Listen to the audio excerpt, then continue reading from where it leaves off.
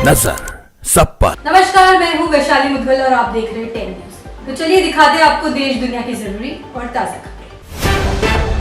बिहार चुनाव से पहले पीएम मोदी ने मुख्यमंत्री महिला रोजगार योजना शुरू की। इसके तहत 75 लाख महिलाओं यानी लगभग 22% महिला वोटरों के खाते में 10-10 हजार रुपए भेजे गए। बीजेपी को उम्मीद है कि ये योजना चुनावी नतीजों पर असर डालेगी। अब देखना है कि क्या ये वोट बैंक को साधने में सफल होगी। नई दिल्ली में प्रधानमंत्री मोदी और रूस के उप प्रधानमंत्री दिमित्री पेत्रुशेव ने मुलाकात की।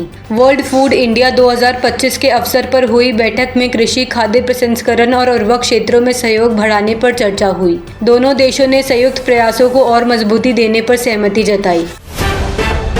विदेश मंत्री एस जयशंकर ने न्यूयॉर्क में G20 विदेश मंत्रियों की बैठक में कहा कि आतंकवाद विकास और वैश्विक शांति के लिए सबसे बड़ा खतरा है। उन्होंने जोर दिया कि आतंकवाद पर कोई रियायत नहीं दी जानी चाहिए। जयशंकर ने कहा, जो देश आतंकवाद के खिलाफ कार्रवाई करते हैं वे वास्तव में अंतर्राष्ट्रीय समुदाय की सेवा कर रहे हैं। इलाहाबाद हाई कोर्ट ने राहुल गांधी की याचिका खारिज कर दी, जिसमें उन्होंने वाराणसी के स्पेशल कोर्ट के आदेश को चुनौती दी थी। यह केस अमेरिका में भारत के सिक्कों पर राहुल गांधी की टिप्पणी से जुड़ा है। अब इस मामले की सुनवाई स्पेशल कोर्ट में आगे बढ़ेगी। राहुल को बड़ा झटका माना जा रहा है।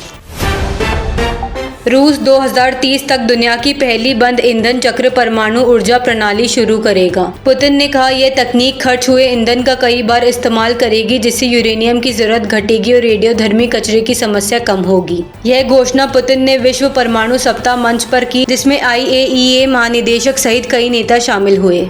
फिलिस्तीन के राष्ट्रपति महमूद अब्बास ने कहा कि गाजा युद्ध के बाद हमास को शासन में कोई भूमिका नहीं मिलेगी। उन्होंने 2023 के इजराइल पर हमास के हमले को अस्वीकार किया। संयुक्त राष्ट्र महासभा में उन्होंने आरोप लगाया कि गाजा के लोग नरसंहार, भुखमरी और विस्थापन का सामना कर रहे हैं। इधर इजरायली पीएम नेतन्याहू भी न्यूयॉर्क में संबोधन करेंगे। पाकिस्तान के पीएम शहबाज शरीफ और फील्ड मार्शल असीम मुनीर ने व्हाइट हाउस में डोनाल्ड ट्रंप से मुलाकात की। इस दौरान अमेरिका पाकिस्तान के बीच व्यापार समझौता हुआ, जिसमें तेल भंडार विकास भी शामिल है। यह 2019 के बाद पहला मौका है जब कोई पाकिस्तानी पीएम व्हाइट हाउस पहुंचे। अमेरिकी विदेश मंत्री मार्को रूबियो भी मौजूद रहे।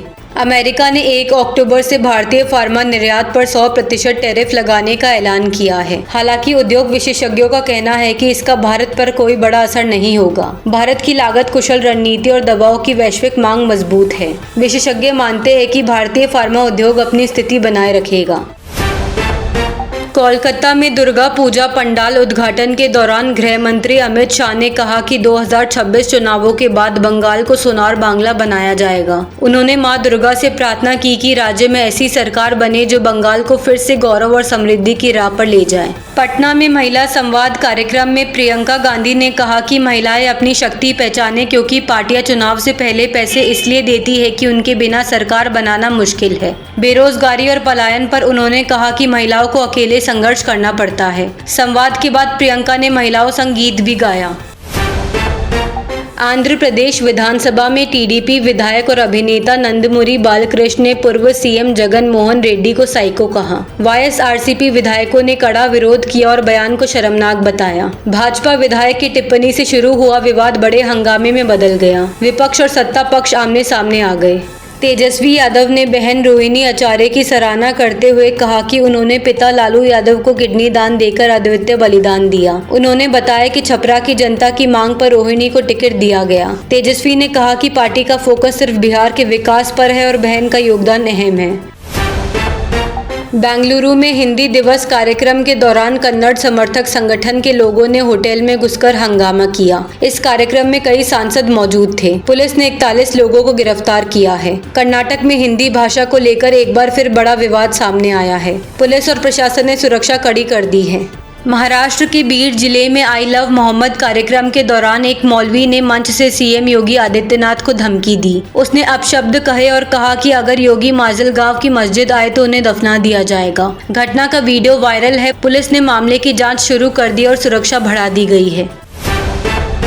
62 साल तक देश की हवाई सुरक्षा संभालने वाले MiG-21 अब रिटायर हो गया। चंडीगढ़ से नाल एयरबेस भेजे गए विमानों के ठीक हिस्से कॉलेज और म्यूजियम में इस्तेमाल होंगे, बाकी स्क्रैप होंगे। 26 सितंबर को भव्य विदाई समारोह हुआ। नंबर 3 और 23 स्क्वाड्रन नंबर प्लेटेड किए जाएंगे। LCA तेजस मार्क 1A उनकी जगह लेगा। लेह हिंसा में घायल युवाओं में नेपाली और कश्मीरी शामिल पाए गए। प्रशासन को विदेशी साजिश की आशंका है। वहीं सोनम वांगचुक ने आरोप लगाया कि सरकार उन पर हिंसा भड़काने का ठीकरा मढ़कर जेल भेजने की तैयारी कर रही है। लेह में लगातार तीसरे दिन कर्फ्यू है और स्कूल कॉलेज बंद रखे गए हैं।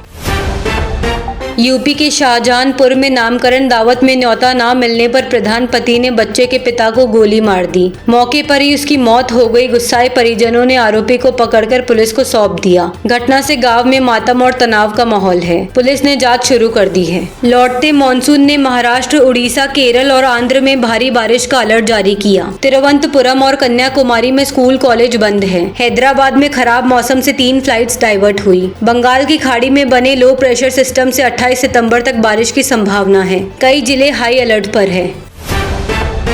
भारत और पाकिस्तान के बीच अब तक 12 बार फाइनल खेला गया है, जिसमें पाकिस्तान ने 8 और भारत ने 4 बार जीत दर्ज की है। 2017 चैंपियंस ट्रॉफी में आखिरी भिड़ंत में पाकिस्तान जीता था। 28 सितंबर को दुबई में एशिया कप फाइनल होगा। टीम इंडिया 18 साल से फाइनल में पाकिस्तान को नहीं हरा पाई है। महेश भट्ट की फिल्म तू मेरी पूरी कहानी आज रिलीज हुई। सुरेता दास के साथ निर्देशित इस फिल्म में प्यार, शोहरत और संगीत के बीच फंसी एक युवती की भावनात्मक यात्रा दिखाई गई है। फिल्म समकालीन मुद्दों और युवाओं के सपनों को गहराई से छूती है। कई साल बाद भट्ट के निर्देशन में वापसी असरदार मानी जा रही है। तो ये थी आज की सुपरफास्ट खबरें। देखते रहिए 10 न्यूज। नजर सब पर।